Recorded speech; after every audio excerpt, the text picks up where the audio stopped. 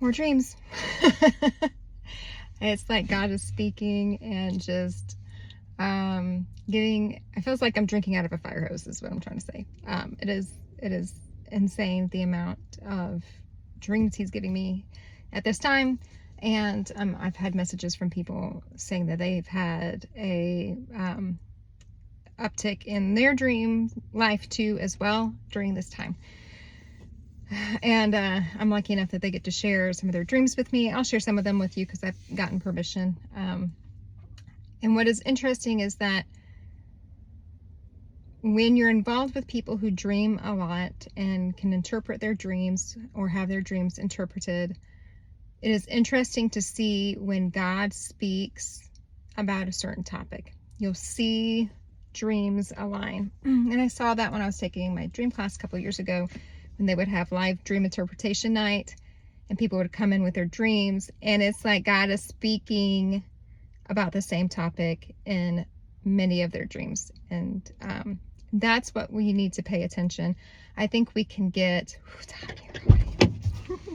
I think we could get some really great intel if people share their dreams, and I know some groups are forming that. But so for example, last night, and this is how you put your dreams in action, okay? They're not just meant to be interpreted, but you can act upon them.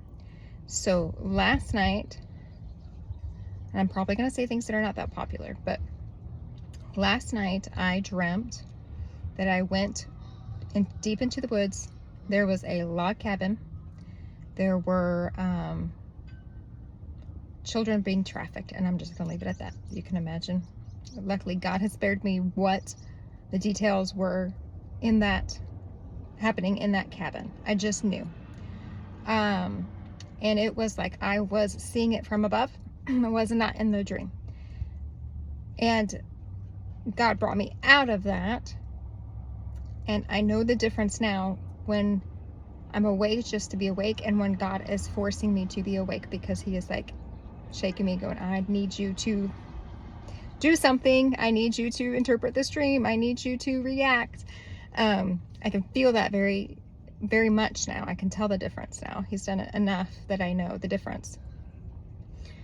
And I'm not quite 100% convinced that that was a dream.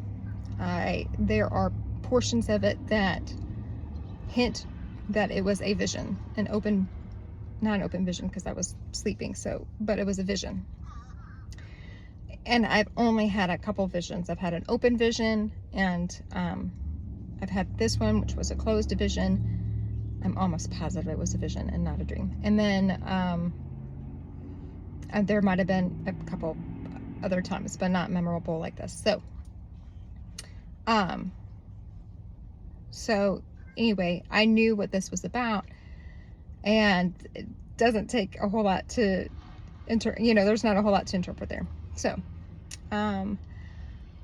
automatically I started speaking in tongues in my head, and then I was starting to become a little bit more lucid and going, okay, I need to verbalize this. Like, there's more power when you verbalize it. So I'm quietly speaking in tongues, and then sending my host of angels to help the children, save the children, and dismantle the enemy's plans there. And then automatically, like that, I fell back to sleep. And so God was saying, you need to do this. You need to do this. You need to do this. I need my army at hand. I need you to do this. And I need my intercessor at hand right now. And I'm not a major intercessor. Now I feel like he has groomed me more now that I speak in tongues, that it just comes right out, and I have shalom over me because I know whatever the Spirit is wanting said is being said through me. I don't have to think at all. It just comes. And so I knew whatever I did there was what God wanted me to do, and he allowed me to go back to sleep. And there's trauma in my background, so I know that God spared me having an open vision and had me be in a relaxed state when that happened, when that vision came.